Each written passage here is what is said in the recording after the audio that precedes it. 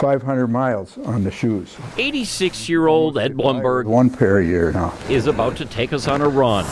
These 2 boxes here got more stuff. But first, he wants to show the rewards of what has already been Tons of them. a pretty good run. They end up in the graveyard here. There's trophies and ribbons. His downtown apartment is usually so clutter-free, it would make that woman on Netflix smile. Yeah. But for our purposes, I just felt funny about throwing them away. he sprawled out a mere sampling of his considerable hardware. Today I think we need 2 layers. And then set out on his daily jog. And as he did so, challenged the stamina of 2 men decades younger than him. Yes, that is my asthma kicking in as I try to keep up with that.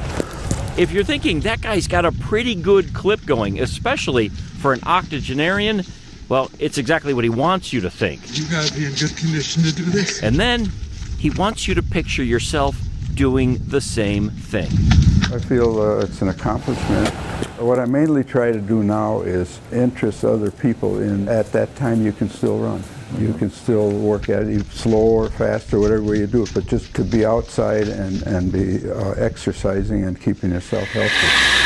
I can't take any more running shirts either. These are from all the runs. Not far away, in an equally immaculate apartment, Some of these are big. soon to be 80-year-old Sandy Weinstein Look, that would fit you. is trying to give away race shirts to a reporter who clearly hasn't earned them. Do you need a running shirt? No, I'm good, and I don't Can think I we're give the you- I don't think we're the same size anyway.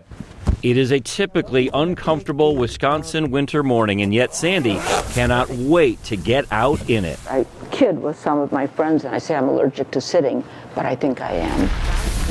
And so she goes, step by careful step, along salted sidewalks, fighting a brisk wind and doing the one thing that helped her most when she lost her husband a quarter century ago. I started running when my husband passed away. I was working full-time as a nurse. I was under a lot of stress, and I thought that would be a good stress reliever.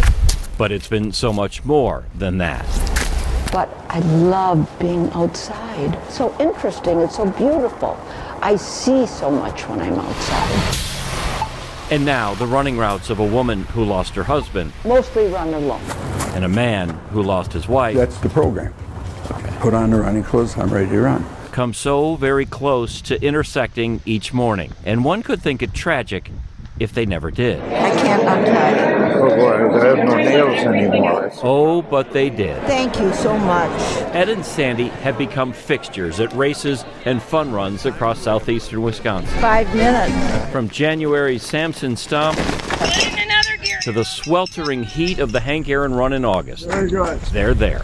During the running season, when there's more races, we would do a race every weekend almost. Looking good. We do a lot of races. Too fast to run. If a cause or a disease has a race, Ed and Sandy have not only run it, Go strong, go strong! they've likely won it. I have to be really honest.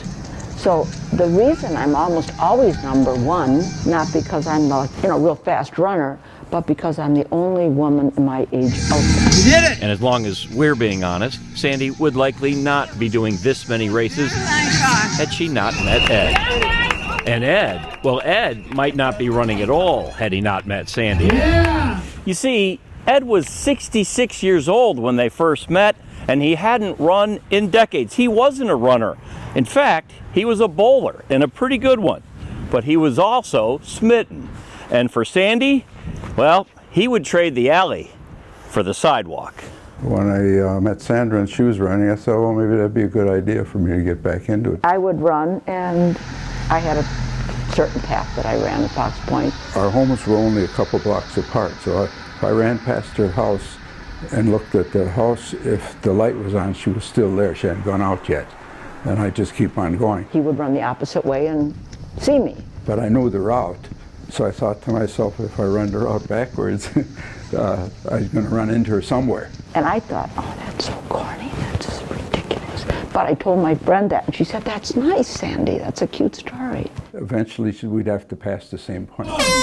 We started doing races together. On weekends, we would run together. Over the years, the medals, the memories, the meals, they've all added up. Every evening, just about, we have supper together, and it just gives you a program. And I appreciate from the health standpoint more than anything. I give her credit, and she doesn't want it, but I give her credit for the fact that I have the health that I have at this point in my time. Hadn't I gone into the running and all that, I could have been different. Separate lives, often sharing the same lane. I think it's really, really important as we age to keep moving. Long may they run.